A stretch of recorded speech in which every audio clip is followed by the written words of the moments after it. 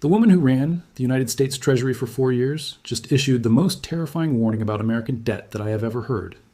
Janet Yellen stood before the American Economic Association on January 5, 2026, and compared what is happening to America right now to the fall of the Roman Empire.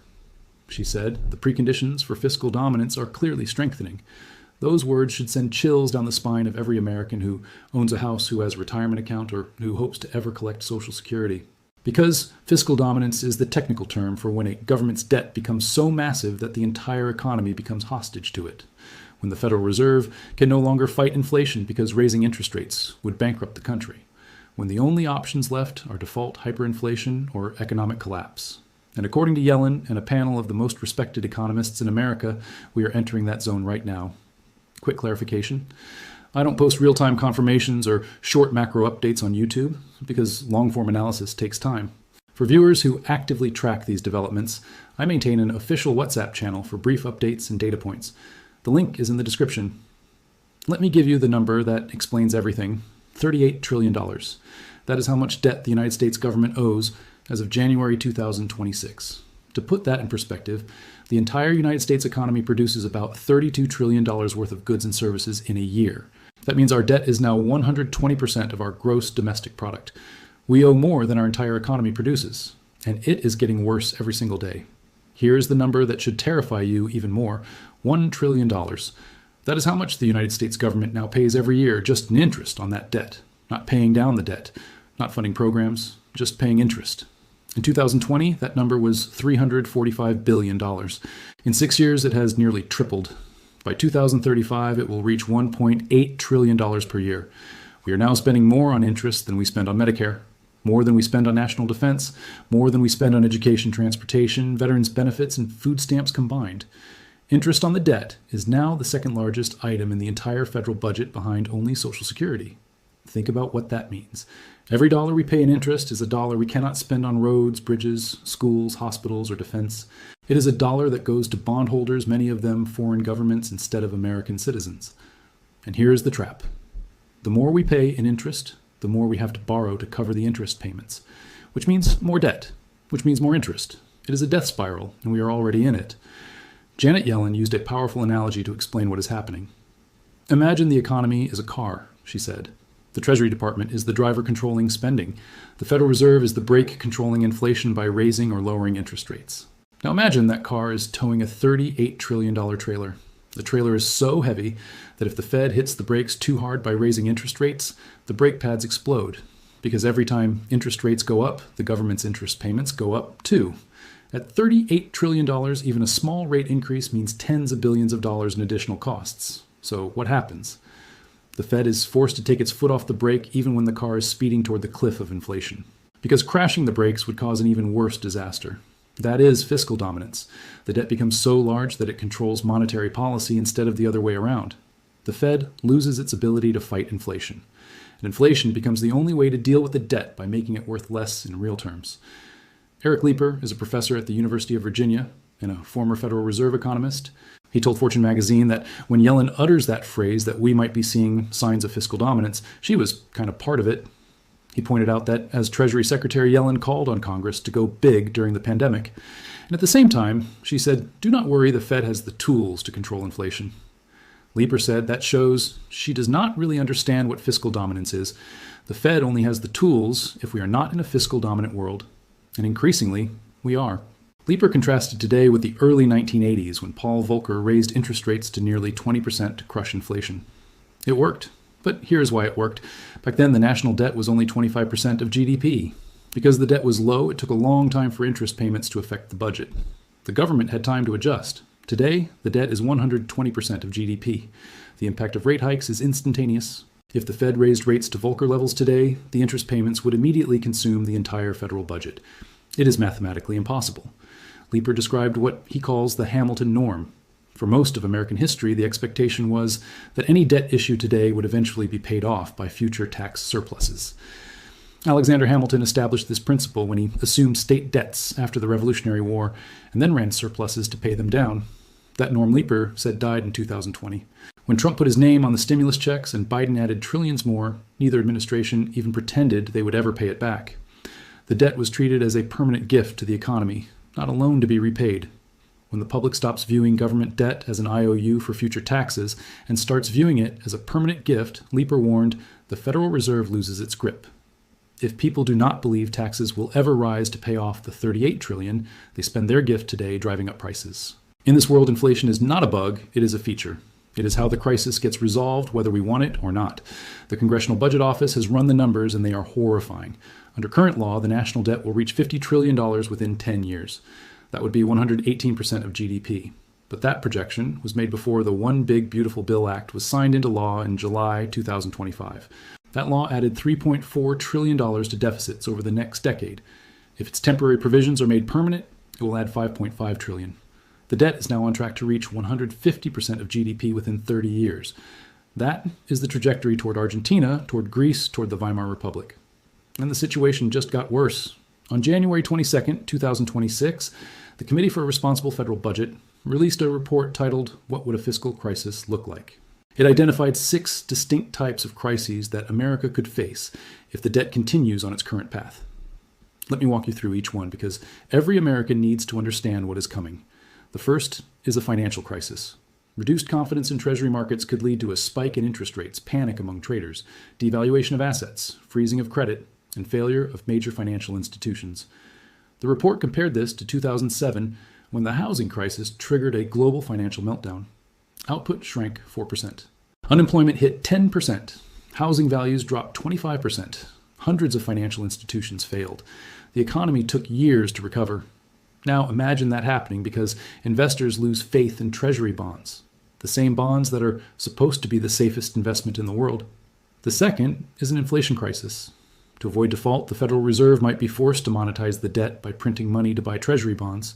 This is exactly what happened in Venezuela, in the 2010s in Zimbabwe, in the 2000s in Argentina, repeatedly since the 1960s, and in the Weimar Republic in the 1920s. The result is hyperinflation, where prices double every few months and savings become worthless overnight. Ray Dalio, the billionaire hedge fund manager, has been warning consistently from Davos this week about the risks of the United States monetizing its debt. He calls it an economic heart attack. The third is an austerity crisis. If market confidence collapses, lawmakers might be forced to enact massive spending cuts and tax hikes immediately to restore faith in government finances. The report estimated that a fiscal contraction equivalent to 5% of GDP could turn modest growth into a 3% economic shrinkage. That would be the deepest recession since the Great Depression. Unemployment would spike, businesses would close, a self-reinforcing depression would set in. This is exactly what happened to Greece in the 2010s when emergency austerity measures caused the economy to shrink by 25%. The fourth is a currency crisis.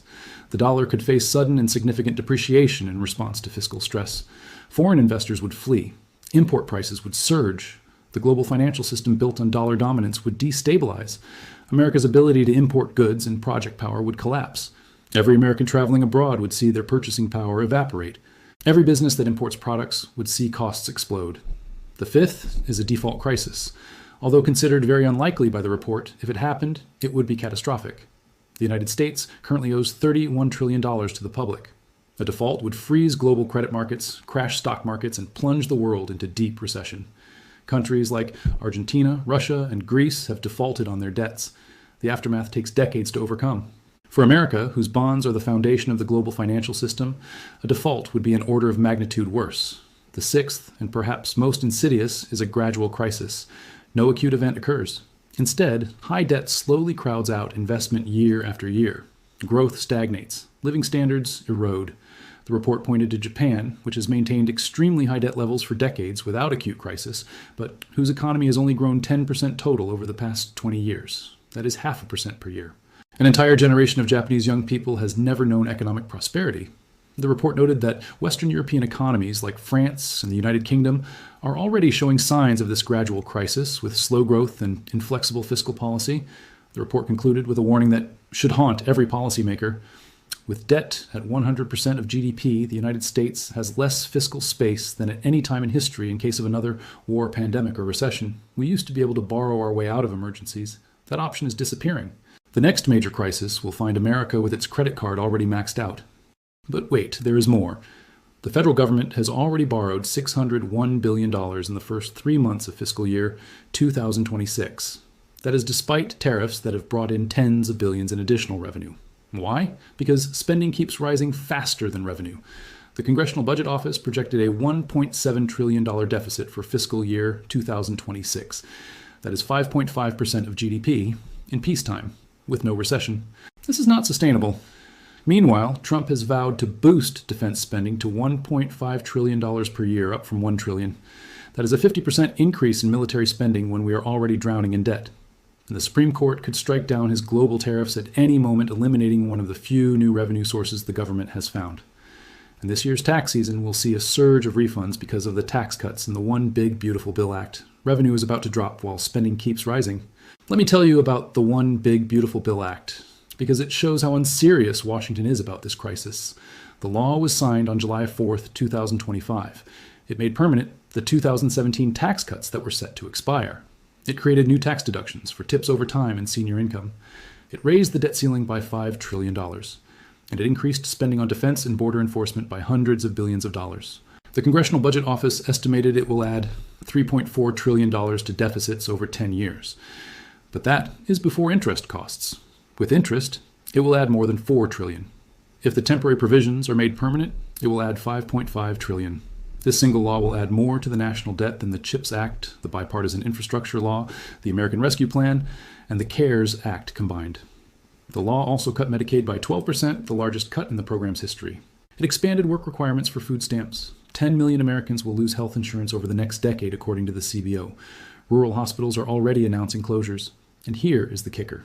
The CBO found that the top 10% of earners will see their incomes rise by 2.7%, while the bottom 10% will see their incomes fall by 3.1%. The rich get richer and everyone else pays for it. But the politicians are not worried. House Speaker Mike Johnson predicted that voters will reward Republicans for the bill in the midterm elections. No concerns at all, he said. We are that confident. This is the level of denial we are dealing with. The country is heading toward fiscal catastrophe, and the people in charge think they will be rewarded for making it worse. Heather Long, the chief economist for Navy Federal Credit Union, told Fortune that the bond market is the new king in the United States. She said for most nations, crossing the 120% debt to GDP threshold is a game changer that gives bond investors significant influence over the rest of the economy. That influence is felt by households through higher borrowing costs for mortgages and car loans, which are increasingly independent of what the Fed actually decides. When institutional reports like this come out, I usually flag them with a short note on the WhatsApp channel, because full breakdowns come later in video form. It's optional, only for people who follow fiscal risk closely. Let me explain what that means. Normally, when the Fed cuts interest rates, mortgage rates go down too. That makes it easier to buy homes and stimulates the economy. But despite the Fed cutting rates multiple times last year, Treasury yields have barely budged. The 10-year Treasury yield hit 4.29% in January. That is nearly as high as it was before the rate cut started. Why? Because bond investors are demanding higher returns to compensate for the risk that America might not pay them back. The Fed is cutting, but borrowing costs are not falling. The normal tools of economic management are breaking down.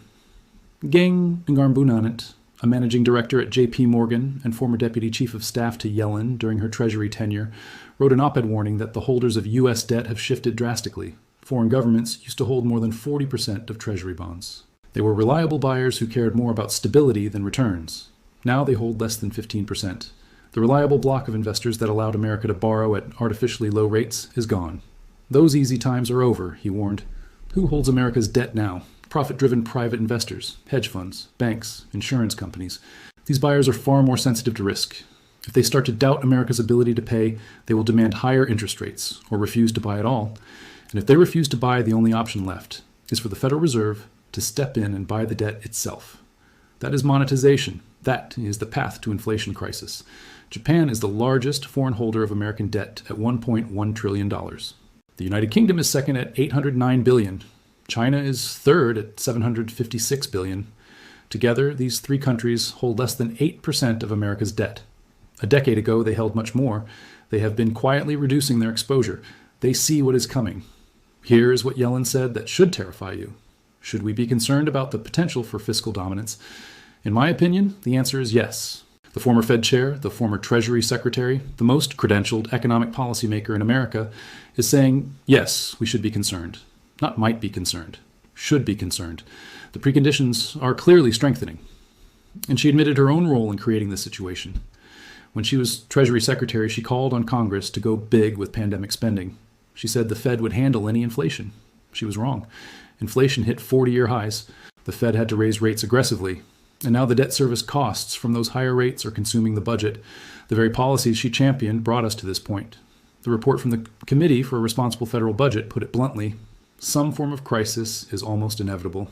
Not might happen. Almost inevitable. The only questions are what kind of crisis, when it will hit, and how severe it will be. Let me tell you what this means for you personally.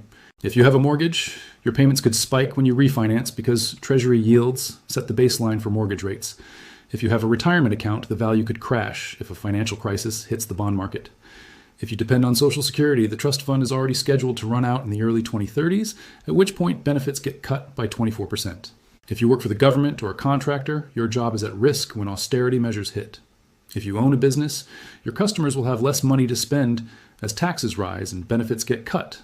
The dollar in your pocket is losing value every day because of inflation that the Fed cannot control, because controlling it would bankrupt the government.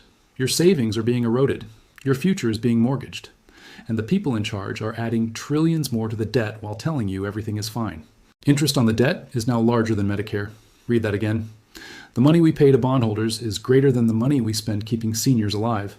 By 2034, interest will reach $1.6 trillion per year. It will absorb $1 in $4 collected in individual income taxes. 1/4 of all the income tax you pay will go straight to interest payments. Not roads, not defense, not schools. Interest. And here's the trap that nobody in Washington wants to talk about. The only way to reduce the debt is to either raise taxes or cut spending. But cutting spending means cutting Social Security, Medicare, defense, and other programs that voters depend on. Raising taxes means hurting the economy and angering wealthy donors. Neither party is willing to do either, so they keep borrowing. And the debt keeps growing, and the crisis keeps getting closer. In 1992, Ross Perot ran for president on a platform of debt reduction. He got nearly 20% of the vote by showing Americans simple charts of where the money was going. The debt at that time was about $4 trillion. Today, it is nearly 10 times higher. If Perot were alive today, he would be screaming from the rooftops. But there is no Perot. There's no voice warning Americans about what is coming, just politicians of both parties adding trillions more while hoping the crisis happens on someone else's watch. The Roman Empire debased its currency for centuries before collapsing. Emperors shaved silver from coins to pay for wars and bread and circuses. Eventually, the coins became worthless. Trust evaporated. The economy disintegrated. The empire fell.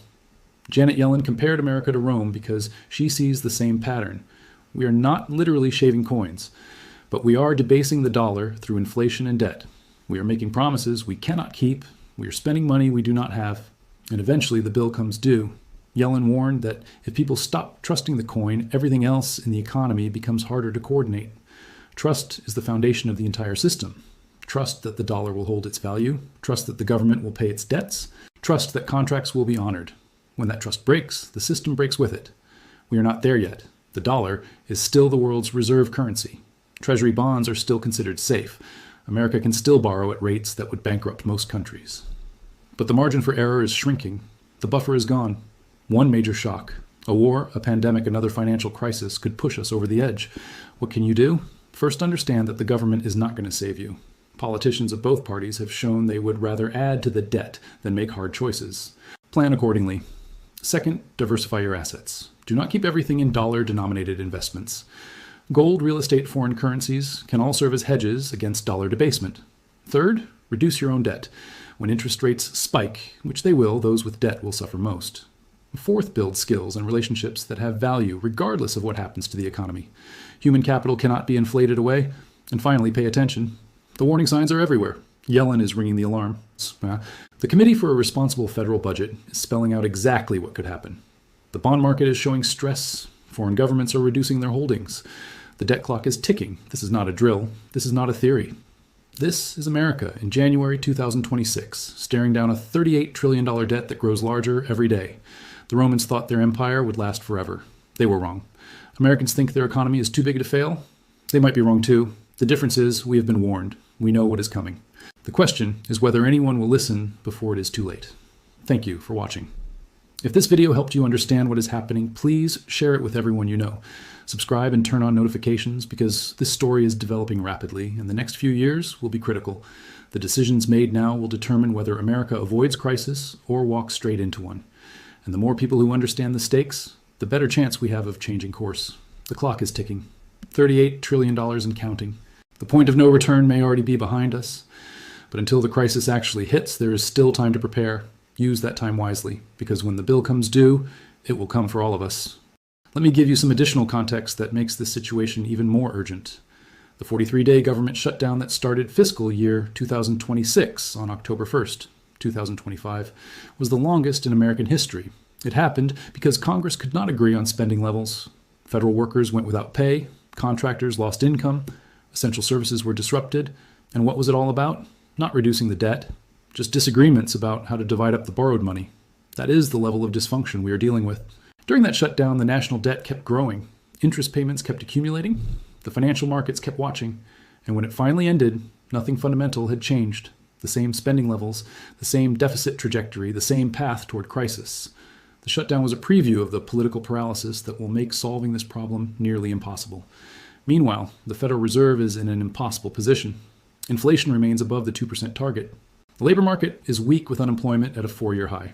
Normally, the Fed would cut rates to stimulate the economy. But cutting rates when inflation is elevated risks making inflation worse. And the Fed knows that its independence is under assault from the Trump administration, which has repeatedly called for lower rates to reduce debt servicing costs. Fed Chairman Jay Powell's term expires in May 2026. Trump has made clear he wants a successor who will be more accommodating. If the Fed loses its independence, if it starts setting rates based on what the Treasury wants rather than what the economy needs, that is the definition of fiscal dominance. That is when the debt takes control of monetary policy. And once that happens, there is no going back. The 10-year Treasury yield is the most important number in finance. It sets the baseline for mortgage rates, corporate borrowing costs, and investment decisions throughout the economy. In January, it spiked to 4.29% despite Fed rate cuts. Bond analysts warned of yield shock and the reemergence of bond vigilantes investors who punish fiscal irresponsibility by demanding higher rates. The term bond vigilantes was coined in the 1980s to describe investors who sold government bonds when they thought fiscal policy was irresponsible, forcing rates higher and disciplining politicians. For decades, the vigilantes seemed to disappear as central banks kept rates artificially low. Now they are back. And they are watching America's debt trajectory with growing alarm. Apollo chief economist Torsten Slok pointed out that corporate bond issuance is also surging as companies race to fund AI investments in data centers. He estimated that investment-grade debt issuance could reach $2.25 trillion this year. All that corporate borrowing competes with Treasury borrowing for investor dollars. If investors prefer corporate bonds to Treasury bonds, the government has to offer higher rates to attract buyers. That pushes up borrowing costs across the entire economy. The housing market is already feeling the impact. Mortgage rates remain elevated despite Fed cuts. First-time homebuyers are locked out. Existing homeowners refuse to sell because they do not want to give up their low-rate mortgages from a few years ago. The housing market is frozen. And it will stay frozen as long as Treasury yields remain high, which they will, as long as the debt keeps growing. Student loan borrowers are also suffering. Interest rates on federal student loans are tied to Treasury yields. Higher yields mean higher rates for students. The burden of student debt, which already exceeds $1.7 trillion, will only grow heavier. Small businesses that need to borrow to invest and grow face higher costs too. Many will simply not be able to access affordable credit. That means less hiring, less expansion, less innovation. The dynamism of the American economy depends on affordable capital, and affordable capital is becoming a thing of the past. The wealth transfer is already happening. Every dollar the government pays in interest goes to someone. Mostly it goes to wealthy investors who own bonds. 1/3 goes to foreign holders, including foreign governments. The middle class and poor, who depend on government programs funded by borrowing, get squeezed while bondholders get paid. This is not sustainable, politically or economically. Mitt Romney, the former Republican presidential nominee and recently retired senator, has had a change of heart. In a New York Times opinion piece in late December, he wrote that the growing debt requires tax increases on the ultra-wealthy. This from a man who built his career on tax cuts. I believe in free markets, Romney wrote, but we have reached a point where the combination of solutions will require the wealthiest Americans to contribute more. When Mitt Romney is calling for tax increases on the rich, the situation is serious. The Congressional Budget Office recently updated its population projections. They were reduced because of the loss of immigration under Trump administration policies. Fewer immigrants means fewer workers paying into Social Security and Medicare. The Social Security cliff, when benefits have to be cut because revenue cannot cover costs, has moved closer. Previous estimates said 2034. Now it could be as early as 2030. That is 4 years away. Many Americans have already started claiming Social Security benefits early out of fear that the program will not be there when they reach full retirement age. That early claiming reduces their lifetime benefits, but they would rather take reduced benefits now than risk getting nothing later. That is the level of anxiety Americans are feeling about the fiscal future. The defense implications are also severe. Richard Haass, the president of the Council on Foreign Relations, warned that the $38 trillion debt poses a threat to national security. When you spend $1 trillion a year on interest, that is $1 trillion you cannot spend on ships, planes, missiles, and troops. Our adversaries know this. They see America's fiscal weakness as strategic opportunity. China, in particular, has been studying the fall of the Soviet Union, which collapsed in large part because it could not sustain military spending against a wealthier adversary. Now the tables are turning. China's debt levels are also high, but its economy is still growing, and its military spending is increasing as a share of GDP. America's military advantage is eroding not because of Chinese strength, but because of American fiscal weakness. The petrodollar system, which has underpinned American financial hegemony since the 1970s, is also under pressure. Saudi Arabia has signaled willingness to accept Chinese yuan for oil sales. Russia already conducts most of its trade in yuan and rubles. Even France has conducted transactions in yuan. Every crack in dollar dominance reduces America's ability to borrow cheaply because demand for dollars declines. Central banks around the world are buying gold at record rates, 60 tons per month compared to 17 tons before 2022. They are diversifying away from dollar assets. They are hedging against the possibility that America cannot manage its debt. That hedging becomes self-fulfilling as reduced demand for dollars pushes up interest rates. The Committee for a Responsible Federal Budget concluded its report with a warning that applies to every American. A fiscal crisis does not require a single tipping point. It can be sparked by a recession, a poor Treasury auction, a breach of the debt limit, or simply a gradual loss of confidence. The triggers are unpredictable, but the underlying vulnerability is clear. America is living beyond its means and has been for decades. The bill is coming due. I want to leave you with the words of Eric Leeper, the former Fed economist. America always does the right thing, after exhausting every other option, he said, quoting the adage attributed to Winston Churchill. Until that faith really gets shattered, we are okay. But if that starts to get shattered, then we are really in deep trouble. The faith is starting to crack. The warning signs are flashing. The time to act is now. Not next year, not next administration, now. Because once fiscal dominance takes hold, once the debt controls monetary policy, instead of the other way around, the options narrow dramatically. Inflate the debt away and destroy savings. Default and destroy the financial system. Impose crushing austerity and destroy the economy.